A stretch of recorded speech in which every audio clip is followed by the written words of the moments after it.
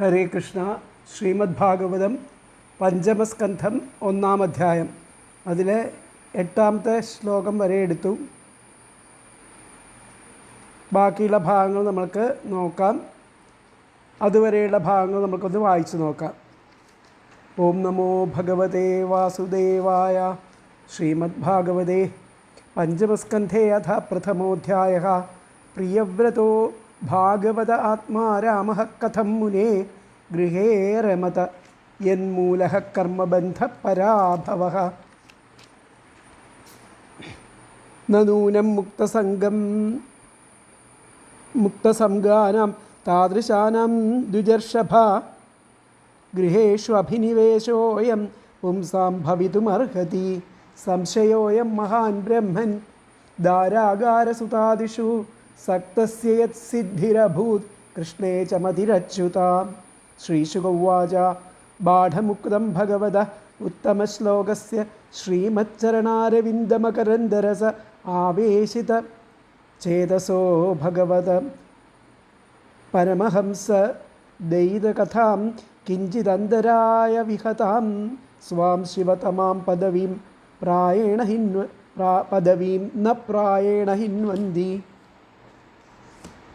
യർഹി വാവഹരാജൻ സ രാജപുത്രഃ പ്രിയവ്രതഃ പരമഭാഗവതോ നാരദസ്യ ചരണോപസേവയാഞ്ജസാവഗത പരമാർത്ഥസതത്വോ ബ്രഹ്മസത്രേണ ദീക്ഷിഷ്യമാണോ വനിതല പരിപാലനായാം നാദ പ്രവരഗുണൈകാന്തഭാജനതയാ സ്വപിത്രോപാമന്ത്രിതോ ഭഗവതി വാസുദേവ ഏവാവ്യവധാന സമാധിയോഗേന സമാവേശിത സകലകാരകക്രിയാകലാപോ നൈവാഭ്യനന്ദദ്യദ്യപി തദപ്രത്യാംനാദവ്യം തദധികരണ ആത്മനോന്യസ്മാദസതോപി പരാഭവമന്വീക്ഷമാണഃ.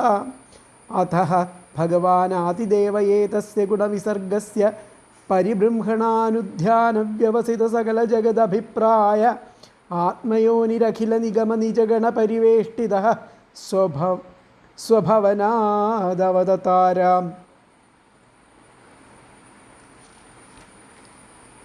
സ തത്ര തത്ര ഗഗനതല ഉടുപതിരിവ വിമാനാവലിഭിരനുപഥമര പരിവൃഢൈരഭിപൂജ്യമാനഃ പഥി പഥി ച വരൂഥശഃ സിദ്ധഗന്ധർവസാധ്യചാരണമുനിഗണൈരുപഗീയമാനോ ഗന്ധമാദനദ്രോണീമവഭാസയന്നുപസസർപ്പാം. അടുത്തത് 9-ാമത്തെ ശ്ലോകം. തത്ര വായേനം ദേവർഷിർഹംസയാനേന പിതരം ഭഗവന്തം ഹിരണ്യഗർഭമുപലഭമാനഃ സഹസൈവോത്ഥായാർഹണേന സഹ പിതാപുത്രാഭ്യാമവഹിതാഞ്ജലിരുപതസ്ഥേ. നോടിച്ചെല്ലാം. തത്ര വായേനം ദേവർഷിർ ഹംസയാനേന പിതരം ഭഗവന്തം ഹിരണ്യഗർഭം ഉപലഭമാനഃ സഹസൈവോത്ഥായാർഹണേന സഹ പിതാപുത്രാഭ്യാം അവഹിതാഞ്ജലിരുപതസ്ഥേ. നോടിച്ചെല്ലാം. തത്ര വായേനം ദേവർഷിർ ഹംസയാനേന പിതരം ഭഗവന്തം ഹിരണ്യഗർഭമുപലഭമാനഃ സഹസൈവോത്ഥായാർഹണേന സഹ പിത്രാപുത്രാഭ്യാം അവഹിതാഞ്ജലിരുപതസ്ഥേ.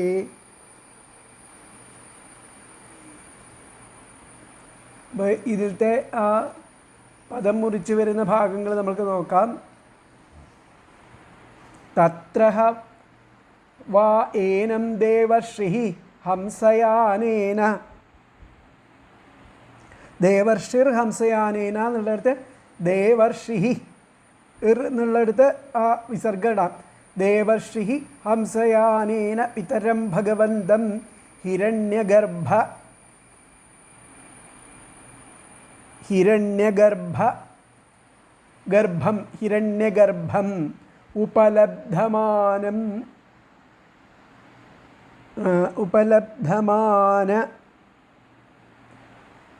ഉപലബ്ധമാന സഹസൈവ ഉത്ഥായ അർഹണേന. സഹസൈവോത്ഥായാർഹണേന എന്നുള്ളത് സഹസൈവ ഉത്ഥായ അർഹണേന സഹ പിതാപുത്ര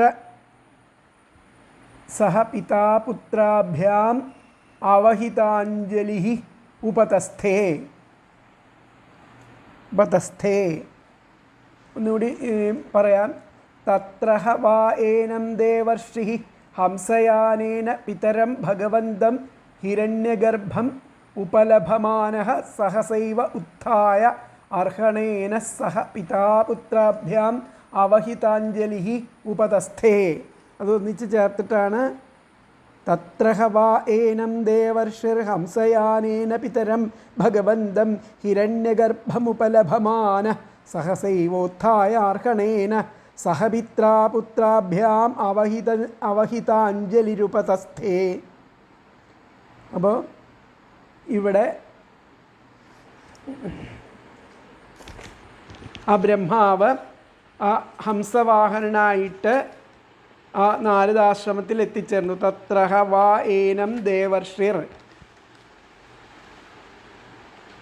നാരദ ദേവർഷിർ ഹംസയാനേന, അവിടെ ആ ദേവർഷിയാകുന്ന നാരദൻ്റെ ആശ്രമത്തിലേക്ക് ഹംസവാഹനായിട്ട് പിതരം ഭഗവന്തം ആ ബ്രഹ്മാവ് ഹിരണ്യഗർഭമുപലഭമാനഃ, തൻ്റെ പിതാവ് വന്നെത്തിയതായിട്ട് കണ്ടറിഞ്ഞ ആ നാരദൻ ആകട്ടെ പിതാപുത്രബന്ധത്തിലുള്ള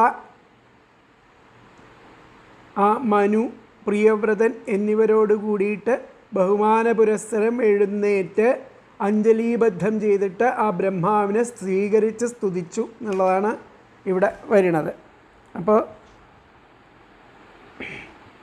തത്രഹ വാ ആ സ്ഥാനത്തിലാകട്ടെ, ആ ദേവർഷിയുടെ സ്ഥാനത്തിലാകട്ടെ എന്ന്. ഹംസയാനേന ഹംസവാഹനത്തോടു കൂടിയിട്ട് ഭഗവന്തം ജ്ഞാനമൂർത്തിയും പിതരം പിതാവും ആയിരിക്കുന്ന ഏനം ഹിരണ്യഗർഭം ഈ ബ്രഹ്മദേവനെ ഉപലഭമാനഃ കണ്ടവനായിരിക്കുന്ന ദേവർഷി നാരദൻ ആ ബ്രഹ്മദേവനെ ഹിരണ്യഗർഭം ആണ്. ഹിരണ്യഗർഭമുപലഭമാന ആ ഹിരണ്യഗർഭൻ ആ ബ്രഹ്മദേവനെ ഉപലഭമാനഃ കണ്ടവനായിരിക്കുന്ന ദേവർഷി നാരദൻ പിതാപുത്രാഭ്യാം സഹ പിതാവിനോടും പുത്രനോടും കൂടിയിട്ട്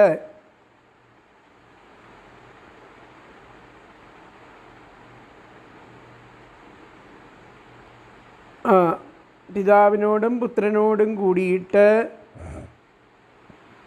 സഹസാ ഏവ ഉത്ഥായ ഉടനെ തന്നെ എഴുന്നേറ്റിട്ട് അർഹണേന ആ ഭക്തിയാദരങ്ങളോടെ അവഹിതാഞ്ജലി അഞ്ജലീബദ്ധം ചെയ്തിട്ട് ഉപതസ്ഥേ സ്തുതിച്ചു.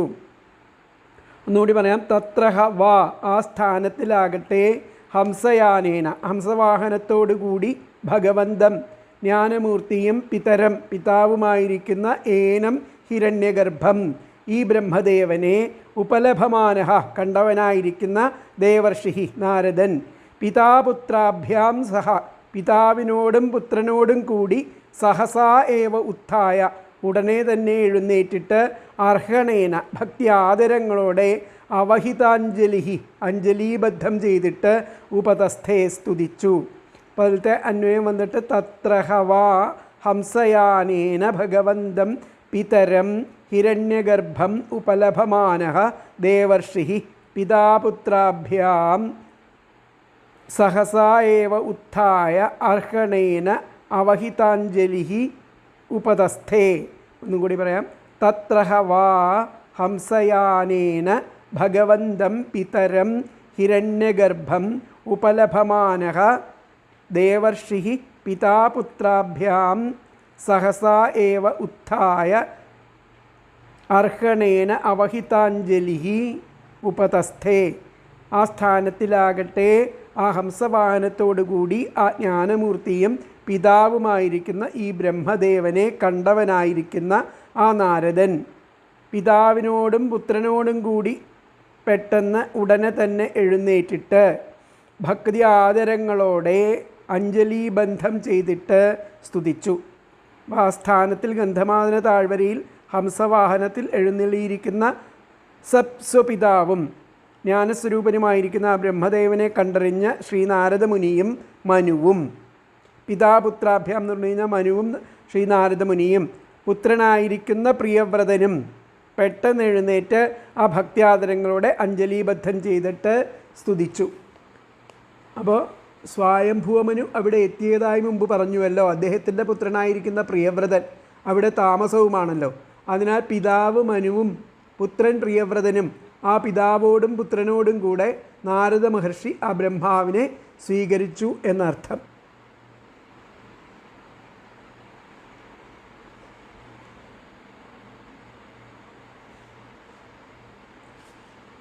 പ്രപഞ്ചത്തിൻ്റെ അഭിവൃദ്ധിയെ പറ്റിയുള്ള ചിന്തയാൽ സർവപ്രാണികളുടെയും അഭിപ്രായം സർവദാ അറിഞ്ഞുകൊണ്ടിരിക്കുന്ന ഭഗവാനായിരിക്കുന്ന ബ്രഹ്മാവ് സർവവേദങ്ങളാലും തൻ്റെ പരിവാരങ്ങളാലും ചുറ്റപ്പെട്ടുകൊണ്ട് തൻ്റെ ആ ലോകത്തിൽ നിന്നും അവിടെ അവതരിച്ചു എന്ന് പറഞ്ഞു. ആ ബ്രഹ്മാവ് ബ്രഹ്മാവ് എന്തൊക്കെ ഏതിലേക്ക് വന്നതെന്ന് പറഞ്ഞു. ബ്രഹ്മാവ് അവിടവിടെ ആകാശത്തിൽ ചന്ദ്രൻ എന്ന പോലെ ശോഭിക്കുന്ന അവനായിട്ടും ആ വിമാന സമൂഹങ്ങളോടുകൂടിയ ദേവശ്രേഷ്ഠന്മാരെ പൂജിക്കപ്പെട്ടുകൊണ്ടും വഴിതോറും കൂട്ടം കൂട്ടമായി സിദ്ധന്മാർ, ഗന്ധർവന്മാർ, സാധ്യന്മാർ, ചാരണന്മാർ, മുനിമാർ മുതലായവരാൽ ഗാനം ചെയ്യപ്പെട്ടുകൊണ്ടും ഗന്ധമാദന പർവ്വതത്തിൻ്റെ സാനുപ്രദേശത്തെ ശോഭിച്ചുകൊണ്ടും അവിടെ എത്തി. അപ്പോൾ അവിടെ ആ ഹംസമാകുന്ന വാഹനത്തോടുകൂടി എത്തിച്ചേർന്ന തൻ്റെ പിതാവും സർവജ്ഞനുമായ ബ്രഹ്മാവിനെ കണ്ടിട്ട് ശ്രീനാരദ മഹർഷി ഉടൻ തന്നെ എഴുന്നേറ്റു. പിതാപുത്രന്മാരോടുകൂടി മനുവോടും പ്രിയവ്രതനോടും കൂടി പൂജിച്ച് തൊഴുതുകൊണ്ട് സ്തുതിച്ചു. പ്രിയവ്രതൻ അപ്പോൾ ആ ശ്രീനാരദ ആശ്രമത്തിലായിരുന്നു. അദ്ദേഹത്തെ കൂട്ടിക്കൊണ്ടുപോകുവാനായിട്ട് മനുവും അപ്പോൾ അവിടെ വന്നിരുന്നു. അതുകൊണ്ടാണ് പിതാപുത്രന്മാരോട് കൂടി സ്തുതിച്ചു എന്ന് പറഞ്ഞത്.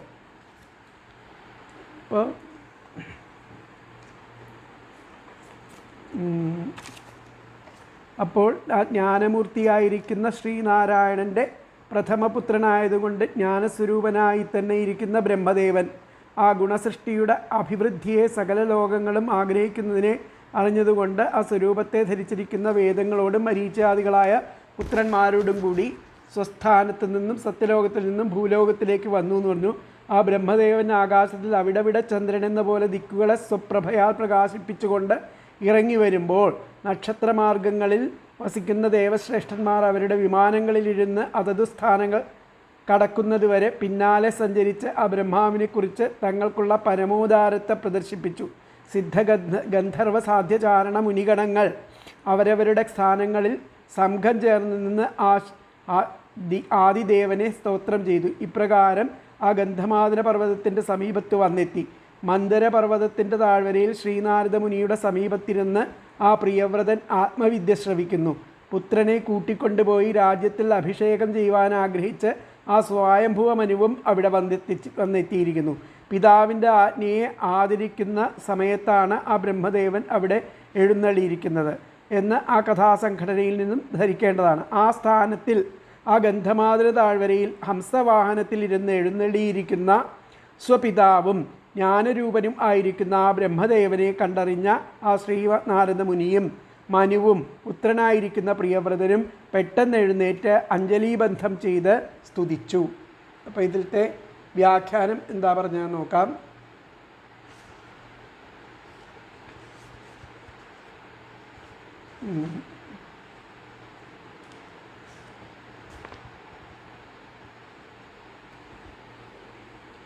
ഇതിൽ വന്നിട്ട്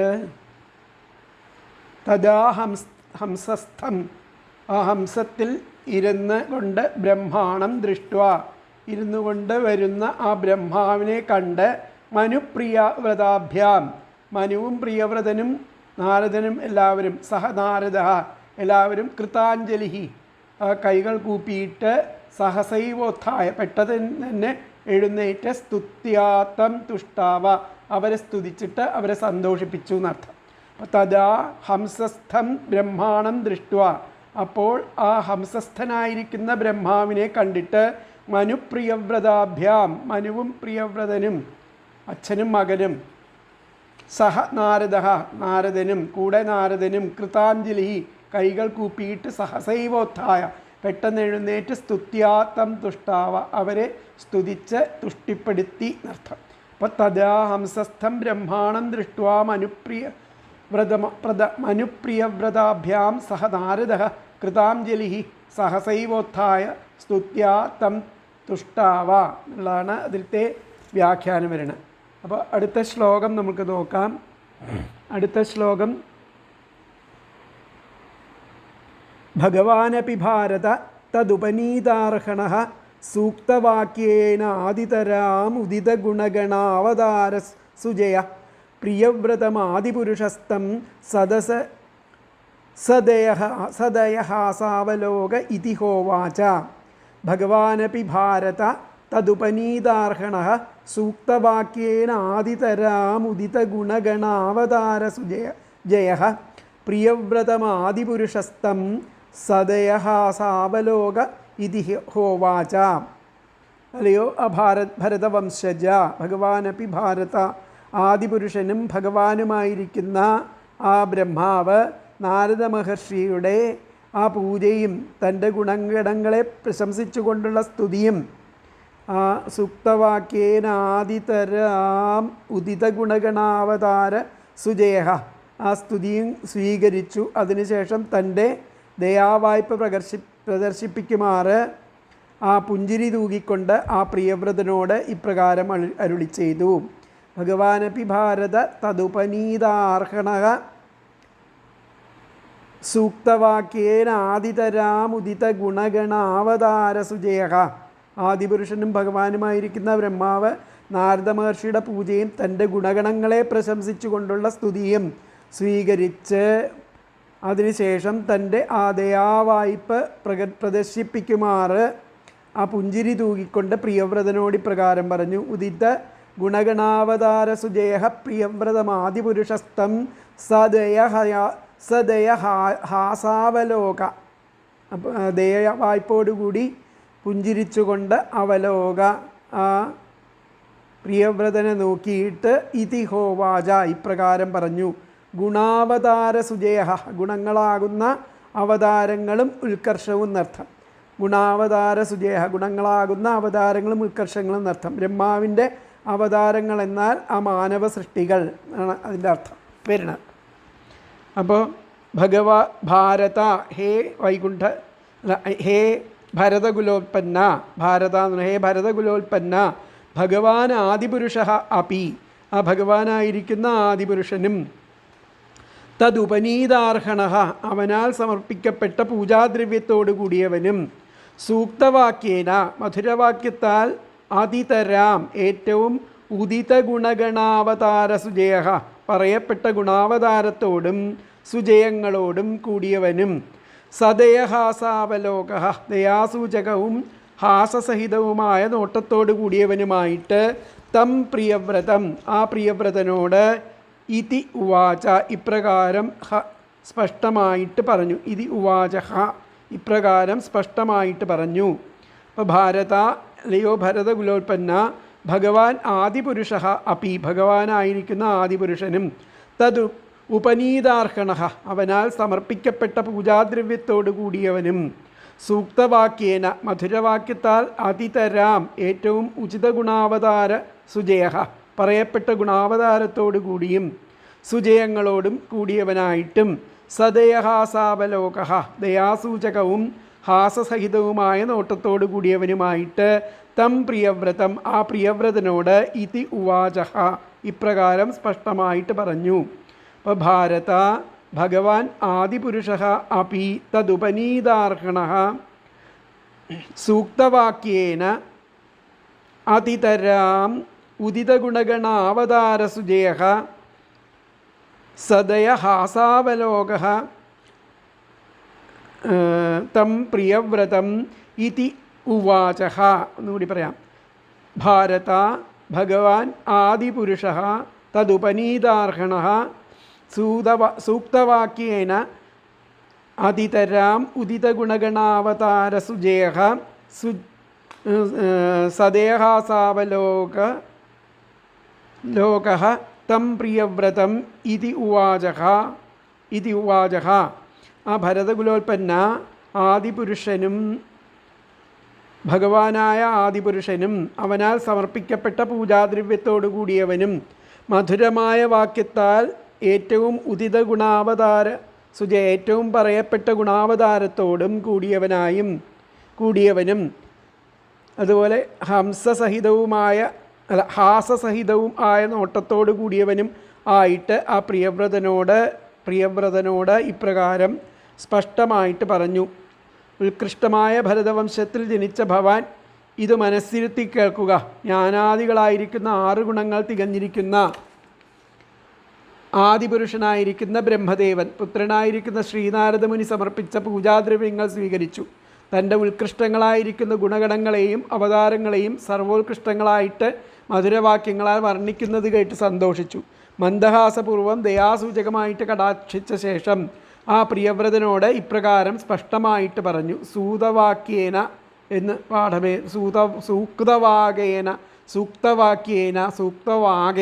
എന്ന് പാഠഭേദം ചില പുസ്തകങ്ങളിൽ കാണാം. അപ്പോൾ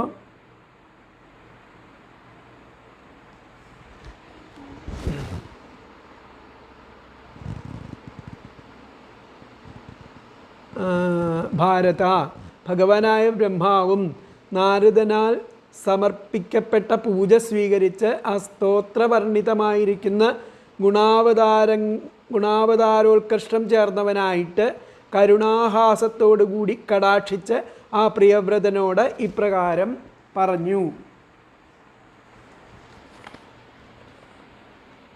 അവിടെ ഹേ ഭാരത, ഭഗവാനായിരിക്കുന്ന ബ്രഹ്മാവും ശ്രീനാരദനാൽ സമർപ്പിക്കപ്പെട്ട പൂജ സ്വീകരിച്ച സ്തോത്രം കൊണ്ട് ഏറ്റവും വർണ്ണിക്കപ്പെട്ട ഗുണഗണങ്ങളോടും അവതാരങ്ങളോടും ഉത്കർഷത്തോടും കൂടിയവനായിട്ട് കരുണാപൂർവമുള്ള മന്ദഹാസത്തോടുകൂടി കടാക്ഷിച്ച് ആ പ്രിയവ്രതനോട് ഇപ്രകാരം അരുളി ചെയ്തു.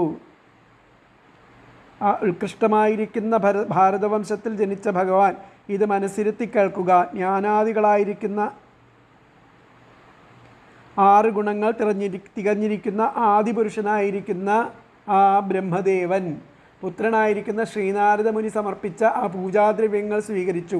തൻ്റെ ഉത്കൃഷ്ടങ്ങളായിരിക്കുന്ന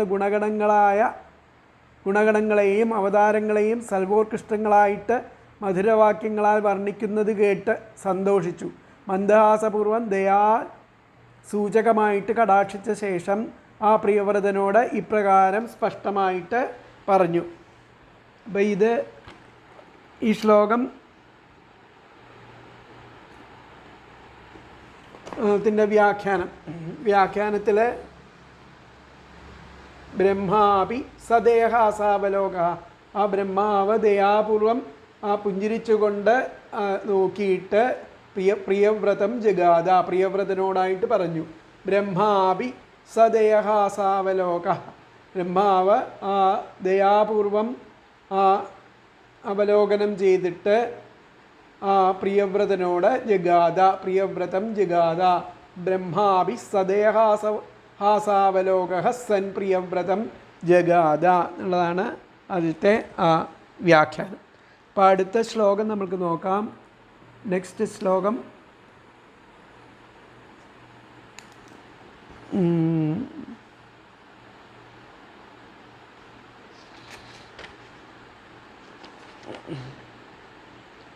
അടുത്ത ശ്ലോകം 11ാമത്തെ ശ്ലോകം. ശ്രീഭഗവാനുവാച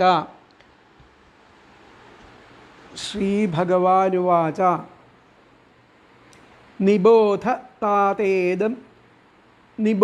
താതേദമൃതം ബ്രവീമി മാസൂയിതും ദേവമർഹസ്യപ്രമേയം വയം ഭവസ്തേ തത ഏഷ മഹർഷിർ വഹാമ സർവേ വിവശാ യസ്യദിഷ്ടം. നിബോധ താതേദമൃതം ബ്രവീമി മാസൂയിതും ദേവമർഹസ്യപ്രമേയം. അർഹസ്യപ്രമേയം എന്നല്ല, അർഹസ്യപ്രമേയം. വയം ഭവസ്തേ തത ഏഷ മഹർഷിർവഹാമ സർവേ വിവശാ യസ്യദിഷ്ടം. ഹേ താത, അല്ലയോ പ്രിയപ്പെട്ടവനെ, ഇതം ഇത് നിബോധ ധരിക്കൂ. അല്ലയോ താത, ഇതം നിബോധ ഇത് ധരിക്കൂ. ഋതം സത്യമായത് ബ്രവീമി പറയുന്നു. നിബോധ തദേതമൃതം ബ്രവീമി സത്യമായത് പറയുന്നു. വയം നാമും ഭവഃ ശിവനും മാസൂയിതും ദേവമർഹസ്യപ്രമേയം വയം ഭവസ്തേ. ഞാനും ശിവനും തേ തതഃ താത ഭവാന്റെ പിതാവും വയം ഭവസ്തേ തത തേ തതഃ എന്ന് പറയുന്ന താത ആണ്. ഭവാന്റെ പിതാവും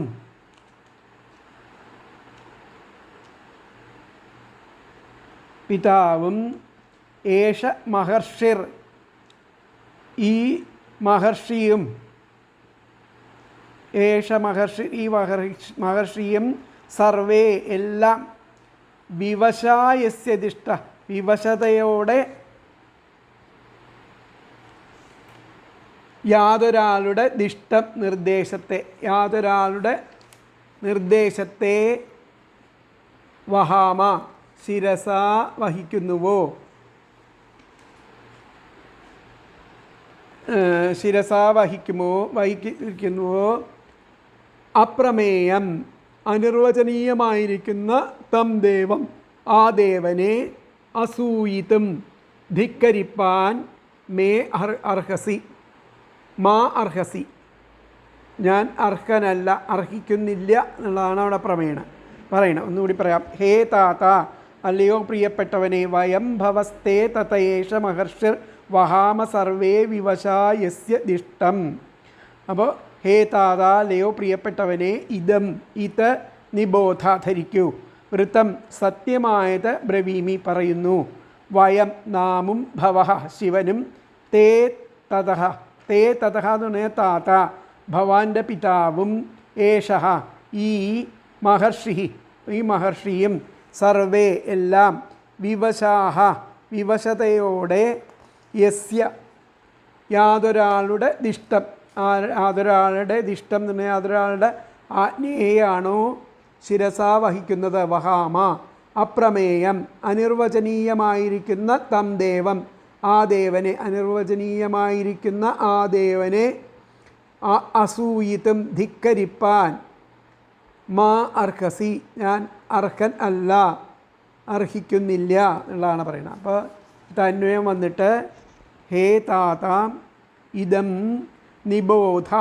ഋതം ബ്രവീമി വയം ഭവം തേ തതഃ ഏഷഃ മഹർഷി സർവേ വിവശാഃ യസ്യ ദിഷ്ടം വഹാമ അപ്രമേയം തം ദേവം അസൂയിതും മാ അർഹസി. എന്നുകൂടി പറയാം. ഹേ താത ഇദം നിബോധ ഋതം ബ്രവീമി വയം ഭവഃ തേ തതഃ ഏഷഃ മഹർഷി സർവേ വിവശാഃ യസ്യ ദിഷ്ടം വഹാമ അപ്രമേയം തം ദേവം അസൂയിതും മാ അർഹസി. അതായത് പ്രിയപ്പെട്ടവനെ, ഇത് ധരിക്കൂ, സത്യമായത് പറയുന്നു, നാമും ശിവനും ഭവാന്റെ പിതാവും ഈ മഹർഷിയും എല്ലാം വിവശതയോടെ യാതൊരാളുടെ നിർദ്ദേശത്തെ ശിരസ വഹിക്കുന്നുവോ അനിർവചനീയനായിരിക്കുന്ന ആ ദേവനെ ധിക്കരിക്കുവാൻ ഞാൻ അർഹനല്ല. അല്ലയോ വത്സ, നാം പറയുന്നത് സത്യമാണ്. നാമും ശ്രീ പരമേശ്വരനും അങ്ങയുടെ പിതാവായിരിക്കുന്ന ഈ മനുവും ഗുരുവായ നാരദ മഹർഷിയും എല്ലാം അനിർവചനീയനായ യാതൊരു സർവേശ്വരൻ്റെ നിർദ്ദേശത്തെ പാരവശ്യത്തോടെ ശിരസ വഹിക്കുന്നുവോ ആ ദേവനെ അങ്ങുന്ന് അനാദരിക്കരുത്.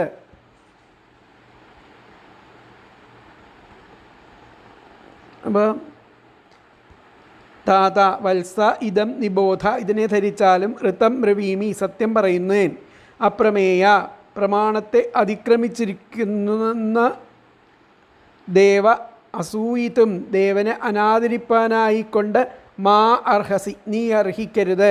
വയം ഞങ്ങളും ഭവ ശിവനും ഏഷഃ തേ തതഃ നീ ഈ നിൻ്റെ പിതാവും മഹർഷിയും സർവേ എല്ലാവരും വിവശാഹ പരവശന്മാരായിട്ട് യസ്യ ദിഷ്ടം യാതൊരുവൻ്റെ ആജ്ഞയെ വഹാമ വഹിക്കുന്നു. വത്സ ഇതിനെ ധരിച്ചാലും സത്യം പറയുന്നു, പ്രമാണത്തെ അതിക്രമിച്ചിരിക്കുന്ന ആ ദേവനെ അനാദരിപ്പാനായിക്കൊണ്ട് നീ അർഹിക്കരുത്.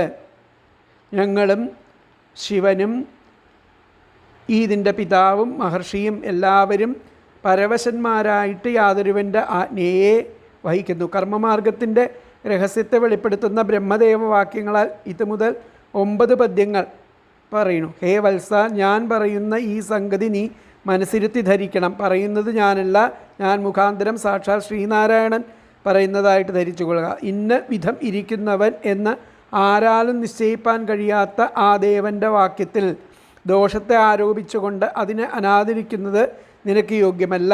ഞാൻ പറയുന്നത് സത്യമാകുന്നു. ഈ ഞാനും ശ്രീ ശിവനും ഈ നിൽക്കുന്നതിൻ്റെ പിതാവും നിനക്കുപദേശിക്കുന്ന ഈ മഹർഷിയും എല്ലാവരും അവശരായിട്ട് ആ ദേവൻ്റെ ആജ്ഞയെ നിർവഹിക്കുന്നവരാകുന്നു. അപ്പോൾ ഞാൻ സത്യമാണ് പറയുന്നത് കേൾക്കുക. ക്ഷുദ്രബുദ്ധിയായി അഗോചരനായിരിക്കുന്ന ആ ഭഗവാനിൽ ദോഷാരോപണം അരുത്. ഞാനും ശിവനും അങ്ങയുടെ പിതാവായിരിക്കുന്ന മനുവും ഗുരുവായിരിക്കുന്ന ഈ മഹർഷിയുമെല്ലാം അസ്വതന്ത്രരായിട്ട് ഭഗവാന്റെ ആജ്ഞയെ ശിരസാ വഹിക്കുന്നു. ഇവിടെ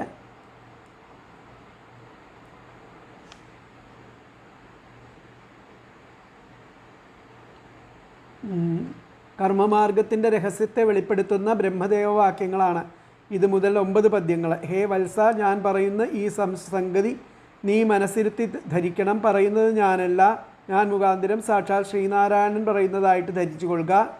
ഇന്ന വിധം ഇരിക്കുന്നവൻ എന്ന് ആരാലും നിശ്ചയിപ്പാൻ കഴിയാത്ത ആ ദേവൻ്റെ വാക്യത്തിൽ ദോഷത്തെ ആരോപിച്ചുകൊണ്ട് അതിനെ അനാദരിക്കുന്നത് നിനക്ക് യോഗ്യമല്ല. ഞാൻ പറയുന്നത് സത്യമാകുന്നു. ഈ ഞാനും ഈ ശിവനും ഈ നിൽക്കുന്ന നിൻ്റെ പിതാവും നിനക്ക് ഉപദേശിക്കുന്ന ഈ മഹർഷിയും എല്ലാവരും അവശന്മാരായിട്ട് ആ ദേവൻ്റെ ആജ്ഞയെ നിർവഹിക്കുന്നവരാകുന്നു. ഇതാണ് ഈ ശ്ലോകത്തിൻ്റെ അർത്ഥം. അപ്പോൾ വ്യാഖ്യാനം നോക്കാം. സത്യം ബ്രവീമി, സത്യം പറയുന്നു. ബ്രഹ്മോവാച, ബ്രഹ്മാവ് പറയുകയാണ്, ഹേ താത, അല്ലയോ പിതാവേ, സത്യം ബ്രവീമി, ഞാൻ സത്യം പറയുന്നു. അപ്രമേയം ദേവം, അപ്രമേയനായിരിക്കുന്ന ദേവനെ ദോഷാരോപേണ ദ്രഷ്ടും, ദോഷാരോപണം കൊണ്ട് കണ്ടാൽ കാണുന്നത് നാർഹസി, ആർക്കും അർഹതയില്ലാത്തതാണ്. അപ്രമേയം ദേവം, അപ്രമേയനായിരിക്കുന്ന ദേവനെ ദോഷാരോപേണ, ദോഷങ്ങളെ ആരോപിച്ച് കാണുന്നത്, ദ്രഷ്ടും നാർഹസി, അത് അർഹതയില്ലാത്ത സംഗതിയാണ് അങ്ങനെ കാണുന്നത്.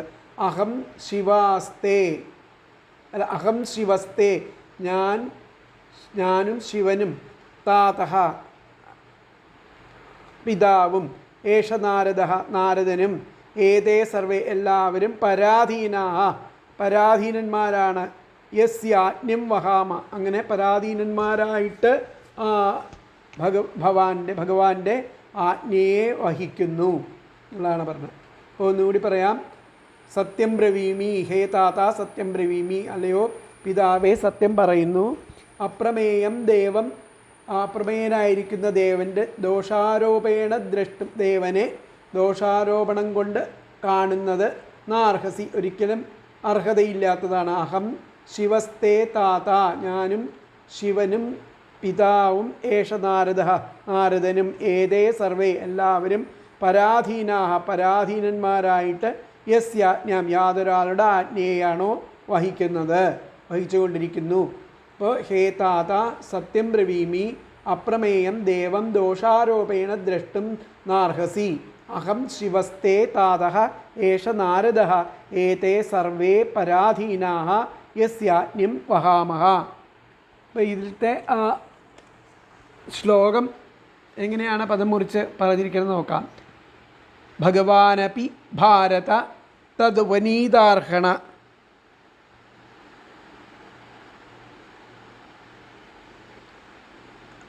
അത് കഴിഞ്ഞ ശ്ലോകം. തദുപനീതാർഹണ സൂക്തവാക്യേന അതിതരാം ഉദിതഗുണ ഗണാവതാര സുജേഹ പ്രിയവ്രതം ആദിപുരുഷഃ തം സദയ ഹാസാവലോക ഇതി ഹോവാച. ഇനി അടുത്തത് ശ്രീ ഭഗവാനുവാച, നിബോധ താതേദം ഋതം ബ്രവീമി, മാസൂയിതം ദേവം അർഹസ്യപ്രമേയം. ദേവം അർഹസ്യപ്രമേയം ചേർത്തിട്ടാണ് ദേവമർഹസ്യപ്രമേയം. വയം ഭവസ്തേ തത ഏഷ മഹർഷി, മഹർഷിർ എന്നുള്ളത് മഹർഷി, വഹാമ സർവേ വിവശാ യസ്യ ദിഷ്ടം. ഇങ്ങനെയാണ് അത് പദം മുറിച്ച്. അപ്പോൾ ഒന്നുകൂടി ചൊല്ലാം. നിബോധ താതേദം ഋതം ബ്രവീമി മാസൂയിതം ദേവം അർഹസ്യ അപ്രമേയം വയം ഭവസ്തേ തത ഏഷ മഹർഷി വഹാമ സർവേ വിവശ യസ്യദിഷ്ടം എന്നുള്ളതാണ് അതിൻ്റെ പദം മുറിച്ചിട്ടുള്ള ആ വാക്കുകൾ. അപ്പോൾ അടുത്ത ശ്ലോകം നമുക്ക് നോക്കാം. ന തസ്യ കശ്ചിത് തപസാ വിദ്യയാ വാ ന യോഗവീര്യേണ മനീഷയാ വാ നൈവാർത്ഥധർമ്മൈ പരതസ്വതോ വാ കൃതം വിഹന്തം തനുഭൃദ്വിഭൂയാത്. ന തസ്യ കശ്ചിത് തപസാ വിദ്യയാ വാ ന യോഗവീര്യേണ മനീഷയാ വാ നൈവാർത്ഥധർമ്മൈ പരതസ്വതോ വാ കൃതം വിഹന്തം തനുഭൃദ്വിഭൂയാത്. അപ്പോൾ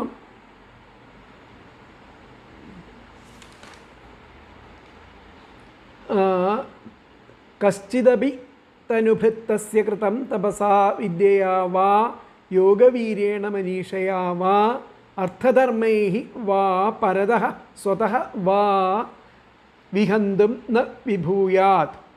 ഒരു പ്രാണിക്കും ആ അന്തിരുവടിയാൽ ചെയ്യപ്പെട്ട സങ്കല്പത്തെ തപസ്സുകൊണ്ടോ വിദ്യ കൊണ്ടോ യോഗശക്തി കൊണ്ടോ ബുദ്ധി സാമർഥ്യം കൊണ്ടോ അർത്ഥധർമ്മങ്ങൾ കൊണ്ടോ മറ്റൊരാളുടെ സഹായത്തോടു കൂടിയോ ഒറ്റയ്ക്കോ അന്യഥാകരിക്കുവാൻ സാധിക്കുകയില്ല തന്നെ.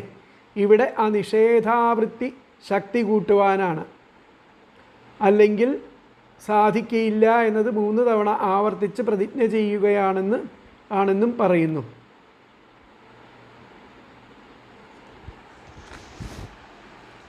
അപ്പോൾ തസ്യ അദ്ദേഹത്തിൻ്റെ കൃതം പ്രവൃത്തിയെ തപസ തപസ്സുകൊണ്ടോ വിദ്യയാ വാ വിദ്യ കൊണ്ടോ നിഹന്തും മാറ്റിമറിക്കാൻ കശ്ചിൽ ഏതൊരു തനുഭൃത് ശരീരിയും ന വിഭൂയാത് പ്രാപ്തനാവുകയില്ല ആകുന്നില്ല.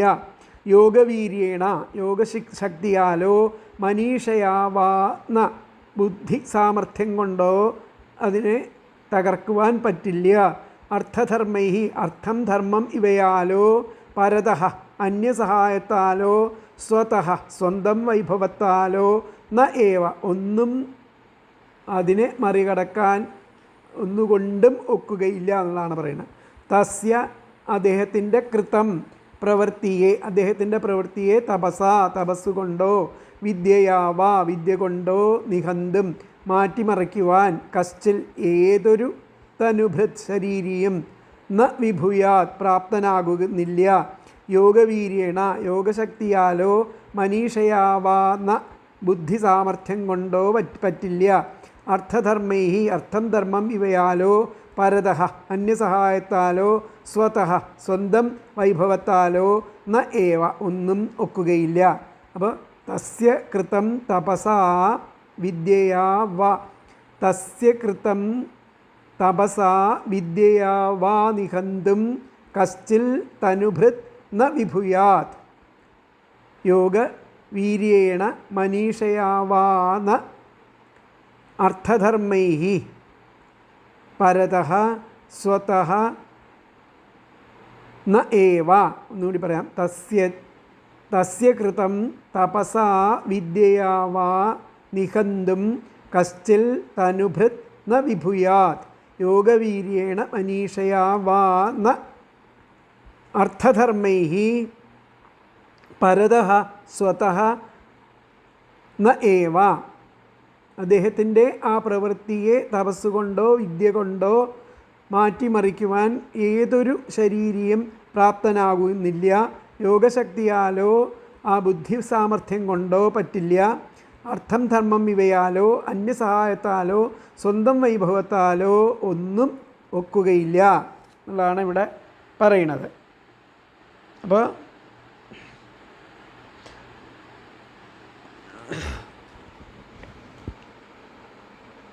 ഒരു ജീവിക്കും ഭഗവാന്റെ സങ്കല്പത്തെ തപസ്സുകൊണ്ടോ വിദ്യ കൊണ്ടോ യോഗശക്തി കൊണ്ടോ ബുദ്ധി സാമർഥ്യം കൊണ്ടോ അർത്ഥധർമ്മങ്ങൾ കൊണ്ടോ മറ്റൊരാളുടെ സഹായത്തോടു കൂടിയോ ഒറ്റയ്ക്കോ അന്യഥാകരിക്കുവാൻ സാധ്യമല്ല.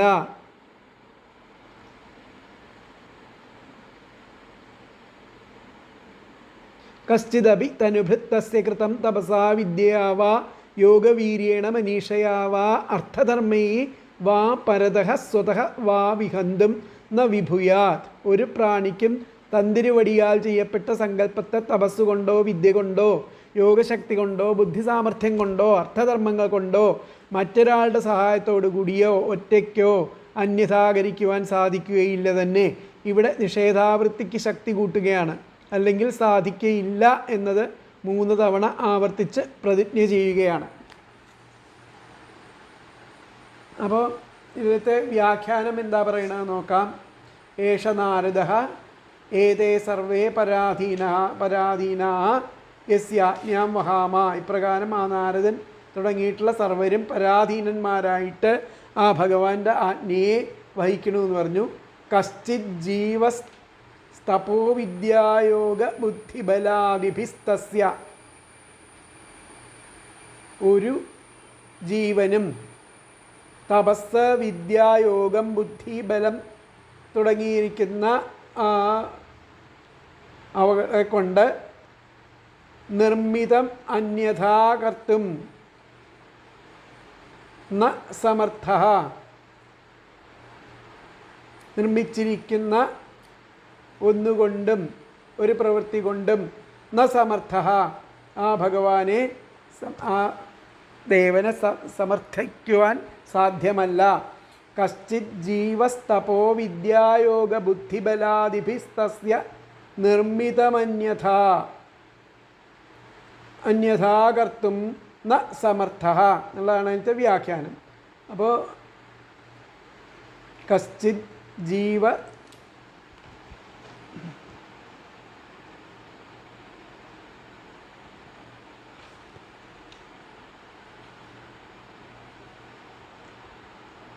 ഏതൊരു ജീവനും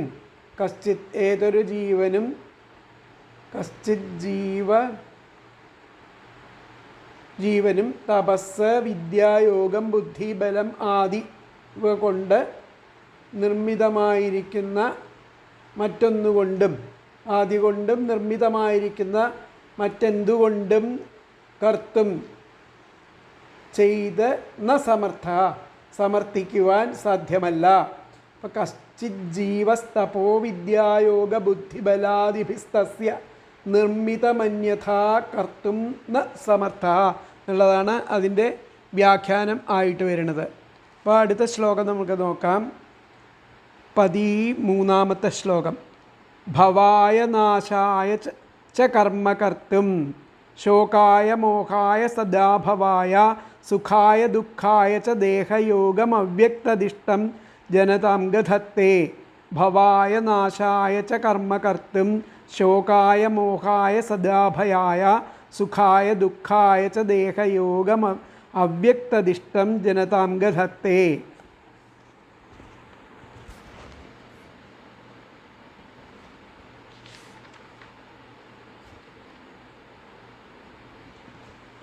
അപ്പോൾ ഇവിടെ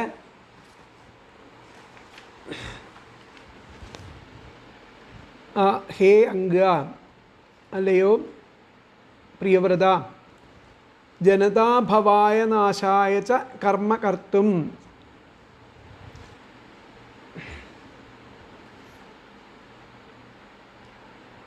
പ്രാണികൾ ആ ജന്മത്തിനും മരണത്തിനും കർമ്മം ചെയ്യുന്നതിനും ജനതാഭവായ നാശായ ച കർമ്മകർത്തും പ്രാണികൾ ആ ജന്മത്തിനും മരണത്തിനും കർമ്മം ചെയ്യുന്നതിനും ശോകായ മോഹായ സദാഭയായ ആ വിയോഗ ദുഃഖം മൂലമായിരിക്കുന്ന ശോകത്തിനും മോഹത്തിനും സർവദാ ഭയത്തിനും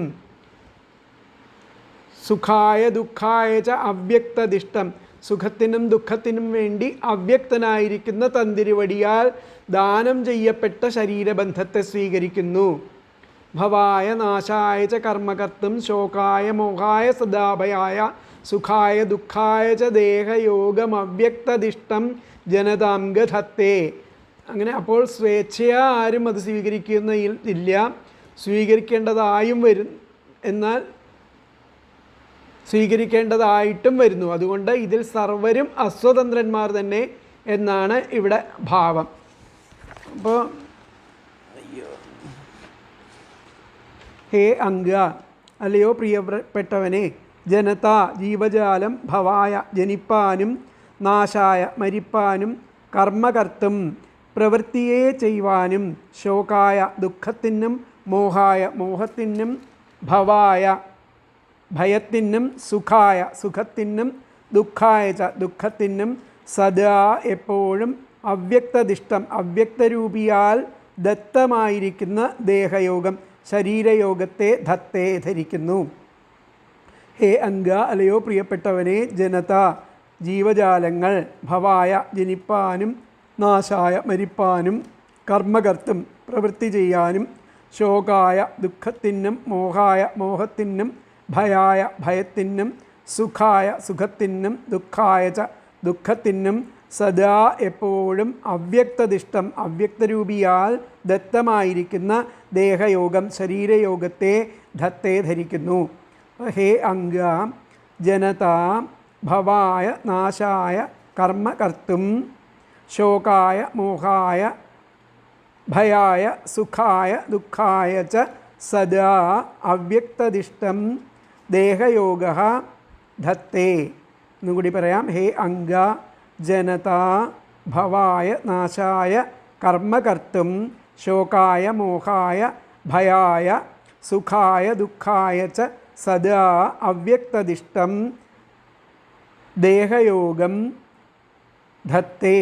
അല്ലയോ പ്രിയപ്പെട്ടവനെ, ആ ജീവജാലങ്ങൾ ജനിപ്പാനും മരിപ്പാനും കർമ്മം ചെയ്യാനും ദുഃഖത്തിനും മോഹത്തിനും ഭയത്തിനും സുഖത്തിനും ദുഃഖത്തിനും എപ്പോഴും അവ്യക്തരൂപിയാൽ ദത്തമായിരിക്കുന്ന ആ ശരീരയോഗത്തെ ധരിക്കുന്നു.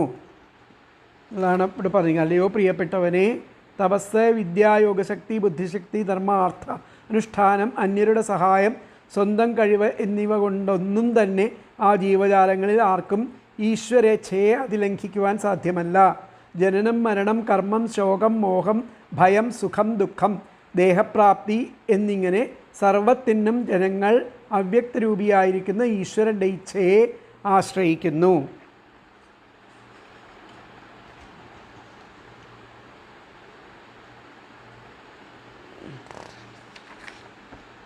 അപ്പോൾ എല്ലാവരും ആ ഈശ്വരാധീനന്മാരാണെന്ന സംഗതി തന്നെ ഉറപ്പിക്കുവാൻ ഒന്നാമതായിട്ട് ആ ദേഹധാരണം തന്നെ ആ പരാധീനതയെ അനുസരിച്ചാണെന്ന് കാണിക്കുന്നു.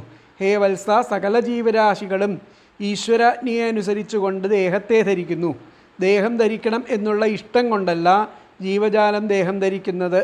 ജനിപ്പാനും മരിപ്പാനും ലൗകികമായും വൈദികമായുമുള്ള കർമ്മങ്ങൾ ചെയ്യുവാനും ദുഃഖം അനുഭവിപ്പാനും ഭ്രമിക്കുവാനും ഭയപ്പെടുവാനും ഇഷ്ടം അനുഭവിപ്പാനും അനിഷ്ടം അനുഭവിപ്പാനും വേണ്ടിയിട്ട് ഈശ്വരൻ നിശ്ചയിക്കുന്ന രീതിയിലുള്ള ശരീരത്തെ ജീവസമൂഹം ധരിക്കുന്നു. ഒരുവനും ഈ സങ്കടങ്ങളെ മനസ്സോടുകൂടി അനുഭവിക്കുന്നതല്ല, അവൻ ഇത് അനുഭവിപ്പാൻ നിർബന്ധനായിട്ട് തീർന്നിരിക്കുന്നു. അതിനാൽ ശരീരധാരണം തന്നെ സ്വതന്ത്രതയെ സൂചിപ്പിക്കുന്നു. ഒരുവൻ്റെ ജന്മാന്തര ഫലാനുസരണം ആ ഭഗവാൻ നിശ്ചയിച്ചതാകുന്നു ആ ശരീരധാരണം. അപ്പോൾ ജീവികൾ ജന്മത്തിനും മരണത്തിനും കർമ്മം ചെയ്യുന്നതിനും ശോകത്തിനും മോഹത്തിനും സർവദാ ഭയത്തിനും ദുഃഖത്തിനും വേണ്ടിയുള്ള അവ്യക്തനായിരിക്കുന്ന ഭഗവാനാൽ ദാനം ചെയ്യപ്പെട്ട ശരീരബന്ധം സ്വീകരിക്കുന്നു. ഇവിടെ വ്യാഖ്യാനത്തിൽ എന്താ പറഞ്ഞത് നോക്കാം. വ്യാഖ്യാനത്തിൽ ജീവസമൂഹേ പ്രിയവ്രത, അല്ലയോ പ്രിയവ്രത, ജീവസമൂഹം ജന്മമരണാദ്യർത്ഥം ജനനമരണങ്ങൾക്കായിട്ട് സുഖദുഃഖങ്ങളെ ചേശ്വരേണ ആ ഈശ്വരനാൽ ദത്തം സുഖദുഃഖായ ജന്മമരണാദ്യർത്ഥം സുഖദുഃഖായ ജന്മമരണങ്ങൾക്ക് നിമിത്തമായിരിക്കുന്ന സുഖദുഃഖങ്ങളെ അനുഭവിപ്പാനായിട്ട് ചേശ്വരേണ ഈശ്വരനാൽ ദത്തമായിരിക്കുന്ന ദേഹയോഗം സദാദത്തെ ദേഹത്തെ സദാ ധരിക്കുന്നു. ഹേ പ്രിയവ്രത ജീവസമൂഹം, അല്ലയോ പ്രിയവ്രത ജീവസമൂഹം ജന്മമരണാദ്യർത്ഥം മരണങ്ങൾക്കായിട്ടുള്ള സുഖദുഃഖങ്ങൾക്ക് വേണ്ടിയുള്ള ചേശ്വരേണ അവൾക്ക് വേണ്ടി ആ ഈശ്വരേണ ദത്തം, ഈശ്വരനാൽ ദത്തമായിരിക്കുന്ന ദേഹത്തെ, ദേഹയോഗം സദാധത്തെ, ദേഹയോഗത്തെ എപ്പോഴും ധരിച്ചു കൊണ്ടിരിക്കുന്നു. ഹേ പ്രിയവ്രത ജീവസമൂഹോ ജന്മമരണാദ്യർത്ഥം സുഖദുഃഖായ ചേശ്വരേണ ദത്തം ദേഹയോഗം സദാധത്തെ എന്നാണ് അതിൻ്റെ വ്യാഖ്യാനം. അപ്പോൾ അതൊക്കെ ആ ശ്ലോകങ്ങൾ ശരിക്ക് പറഞ്ഞിരിക്കുന്ന ഒന്നുകൂടി വായിച്ചു. നിബോധ താദേദം ഋതം ബ്രവീമി മാസൂയിത്തും ദേവം അർഹസ്യ പ്രമേയൻ വയം ഭവസ്തേ തത ഏഷ മഹർഷി വഹാമ സർവേ വിവശാ യസ്യ ദിഷ്ടം ന തസ്യ കശ്ചിൽ തപസാ വിദ്യയാ വാ ന യോഗവീര്യേണ മനീഷയാ വാ നൈവാർത്ഥധർമ്മൈ പരതഃ സ്വതോ വാ കൃതം വിഹന്തും തനുഭൃത് വിഭൂയാത്. ഭവായ നാശായ ച കർമ്മ കർത്തും ശോകായ മോഹായ സദാഭയായ സുഖായ ദുഃഖായ ച ദേഹയോഗം അവ്യക്തദിഷ്ടം ജനതാംഗ ധത്തേ. ഇത്രയും ശ്ലോകങ്ങൾ നമ്മൾ മനസ്സിലാക്കുക. ബാക്കിയുള്ള ശ്ലോകങ്ങൾ അടുത്ത ക്ലാസ്സിൽ. ഹരേ കൃഷ്ണ.